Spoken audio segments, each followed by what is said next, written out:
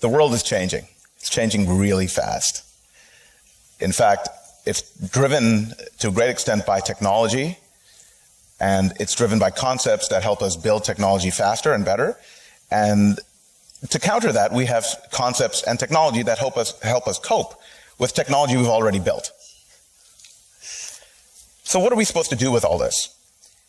In a world full of rapid change, things are going on, things are moving very fast, we need to be agile. That's what I'm going to talk to you about today. Something called the Agile Business Mindset. We're going to talk about its effect on culture, and perhaps most importantly, how we can make it work for us. So it actually turns out that industry surveys show that 2/3 of technology projects have failed. 2/3. And as recently as last year, when they redid this survey, 50% were still failing. Now imagine that. You know when you set out to do something that one out of the two things you're going to try to do is doomed. That's pretty rough.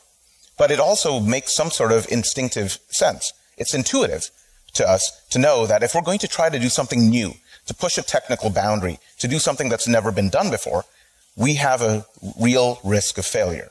It's hard. It's harder than just doing something that's already been done.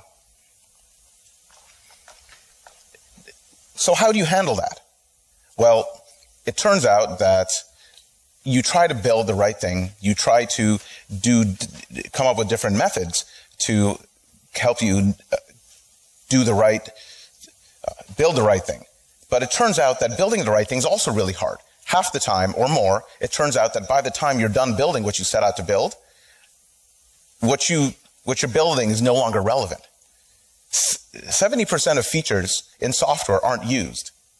That's like building a 10-room house and having the people you built it for say, we only needed 3 and we're never going to set foot in the other 7 rooms.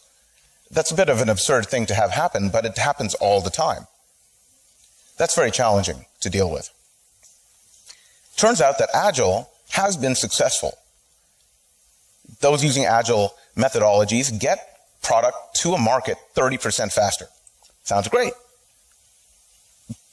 But what is Agile really? Well, here I am with my first Agile mentor. That's Kofi the lemur out of Willowbank Nature Preserve in Christchurch. She's pretty nimble, pretty quick. Uses all of her limbs and a tail. Beautiful balance. She is agile. So agility is the ability to move quickly and easily, or to think and understand quickly. Now, maybe it's because my family is from India. Whenever I think of agility, I think of monkeys. They're cheeky. They leap from branch to ground to another branch. You've probably seen these great videos of monkeys in trees pulling cheetahs' tails and then running back up the tree. That's pretty agile. That's taking some risk, right? That's your primary predator, and you're literally pulling the guy's tail. So monkeys are agile. How can businesses be more agile? Well, it turns out about 30 years ago, a group of technology developers got together at what was called the Snowbird Conference. And they had been developing ideas independently of each other. And some of these ideas were working, some of them were having problems, but they all shared the common problem that things were failing, projects weren't getting done, or even if they were getting done, by the time they were done, it turns out nobody cared. Whoops. So they came up with what's called the Agile Manifesto, and there are 4 major values. They chose to value individuals and interactions over processes and tools. A usable product over paperwork. Now, how many of you work in jobs where you fill out too much paperwork and you feel you don't get enough done? That's challenging. So we want to value the product over the paperwork. They want to value collaboration over things like contracts. The words are used interchangeably in some places, but they're really very different things. Collaboration is about working together. Contract is a very tight type of interface. And they want it to be responsive to change rather than obsessed with sticking to a plan. One of my favorite quotes about how to do that comes from Patton. A good plan executed violently today is better than a perfect plan next week. So it turns out that there are different ways to do Agile, but the fundamental concepts are adhering to those values and then also working to chop up work into smaller pieces, each of which can be delivered and has some significant value to whoever you're delivering it to. So this is a concept of eating an elephant a piece at a time. It turns out we actually often in projects try to eat the elephant one whole leg at a time and then the trunk. Those pieces are too big. We can't get things done. It's better to chop it up. So Professor Blaise Reich at the University at Vancouver in Canada, she works on quantifying and understanding what Agile actually does for business. Well, it turns out more Agile practices result in better stakeholder success, teams doing better, a culture of support, better documentation, clarity in what work needs to be done, and the feedback led to budget and time success. So it turns out maybe there is actual value in monkeying around at work, even though they tell us not to. But when you think about how Agile has affected business, clearly there have been benefits. But what about its effects on our culture? Agile is teaching businesses, and therefore people who work at businesses and who are influenced by businesses, to chop things up tighter and tighter. We can do more in smaller amounts of time. We can do more in smaller amounts of space. So is this an actual culture change towards people? We hope so. But is our culture and society better for it? Are we becoming more frantic? Are we choosing to give up doing things rigorously? Are we choosing to give up on projects and throwing them away too early in the name of agility? Corporations, when they scale this up, will hire and fire 1,000 people all in a few months span. That's pretty rough on people. Is that a benefit to our culture and our society? And is Agile confined to technology? It turns out it's starting to leak, like any good idea, and a lot of bad ones too. It's leaking out of technology into our general culture. People are using it in their homes. They're using it to manage a wedding. They're using it to manage their family life and interactions with multiple children. Turns out people are also using it in schools with PTAs. The Boy Scouts are using it, although perhaps the Boy Scouts could teach the rest of us how to be agile, given the way they organize their troops and their teams. So it's not confined just to technology. But where are we finding the benefits in those places? How do we make it work for us?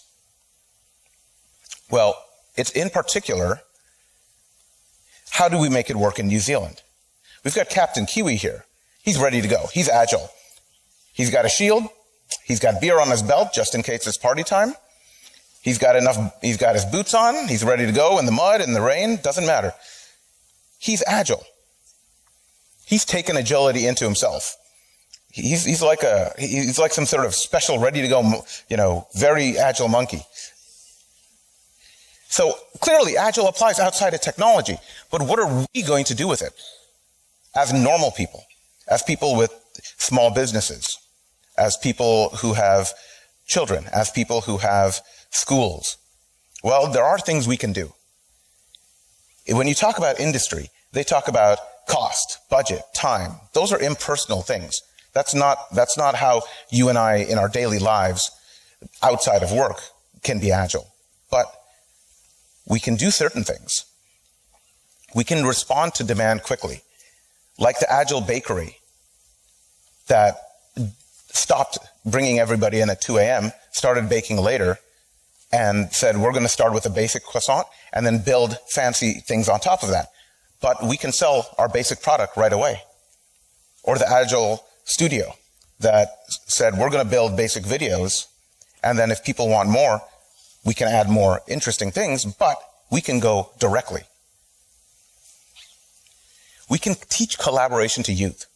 In California, project-based learning is becoming much more accepted as a new method of teaching children how to do work in the future and how to learn. So what they're doing is actually democratizing leadership within students and student groups by using agile methodologies. What it does is it makes sure that the shy, quiet children get their ideas heard and get a chance to demonstrate their knowledge alongside as the loud ones. We can use it to be more efficient. Small construction companies are learning to commoditize portions of housing and other buildings that can be delivered and plugged in, basically, rather than choosing to build layer by layer. It's a very different way of doing things, but that agility is allowing them to stop when it's the right time and stop quickly with less resources expended. We can build the right thing. A lot of time in architectural and marketing design, people are given a task and they go off, spend a bunch of money, do a lot of time, and when they come back to the customer, they've done the wrong thing. Sorry, that's not what we were interested in.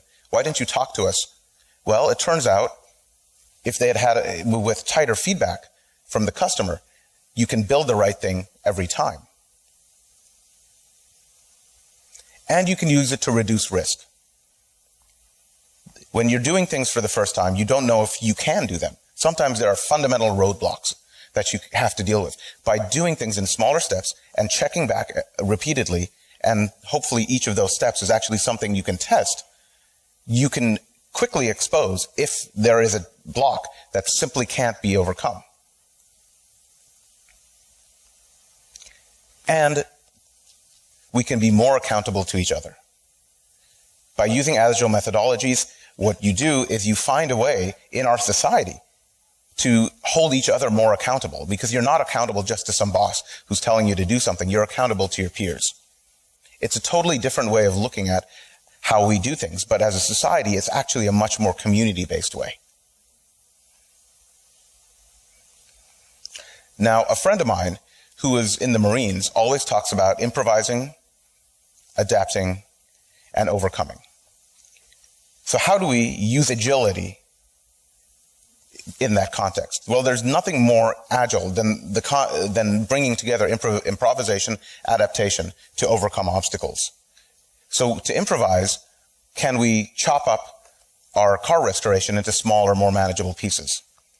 Can we use it to help our retirement planning? Can we use it to help in our social lives? And then also we need to adapt to Agile. So what that means is adopting Agile into our own lives. For example, one way I use continuous feedback a lot is in my marriage. My wife makes sure that I get a lot of continuous feedback. That's number one. But you can also use it to chop up things into smaller blocks. You know, we don't have to clean the whole house at once. We can clean parts of the house. There's a lot of different ways to bring it into your home. And finally, we can use it to overcome by integrating all these things, by being more community-based, by being more democratized in the way we accept and use leadership. By overcoming our inagility and becoming agile, we can actually overcome a lot of obstacles in our lives, in our endeavors, not just in business, but also in our personal lives. In the end, I come back to thinking about my beautiful little agile monkey.